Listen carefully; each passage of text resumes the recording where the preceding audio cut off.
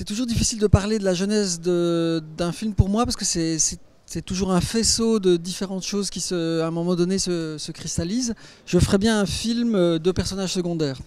Et j'aime bien aussi les films avec plusieurs personnages principaux. Je me suis dit, donc il y avait une envie presque aussi formelle, scénaristique, de travailler avec plusieurs personnages principaux, d'un récit à plusieurs voix.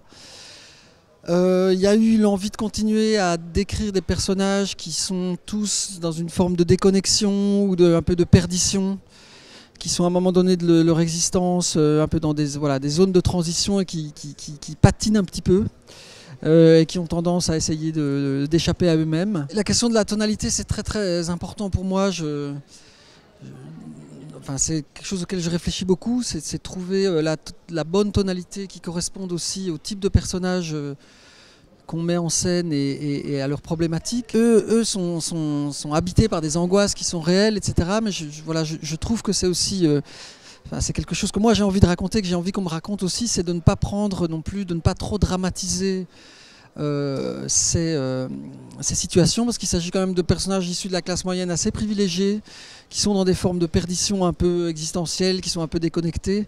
Mais je trouve qu'il y a dans cette perdition quelque chose dont il faut aussi pouvoir rire et sourire. D'arriver à parler de choses graves avec légèreté, c'est un espèce d'idéal pour moi que j'essaye de développer dans les 2 premiers films de fiction que j'ai faits. C'est aussi des personnages qui n'acceptent pas leur normalité, qui sont dans un contexte où on demande beaucoup aux gens d'être exceptionnels, justement, de faire des choses, de se réaliser, et qui sont quand même assez fortement, même s'ils n'en sont peut-être pas conscients, qui sont quand même assez fortement poussés et influencés par ça, et qui ont du mal à accepter leur normalité. Alors que moi, je trouve que la normalité peut être un lieu finalement très, très habitable, et qu'à force aussi d'essayer d'y échapper, peut-être on peut se perdre. Voilà.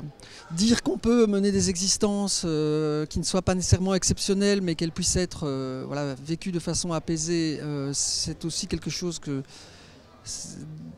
d'apaisant, justement, dans un contexte où on nous pousse à l'exceptionnalité, à l'exception. Les personnages ne se croisent pas beaucoup. Certains acteurs des 5 rôles principaux, certains ne se croisent pas du tout dans le film. Donc il fallait aussi que le caractère musical, si on veut continuer la métaphore musicale, soit le même. C'est-à-dire que tous soient au courant de la tonalité dans laquelle on était censé jouer.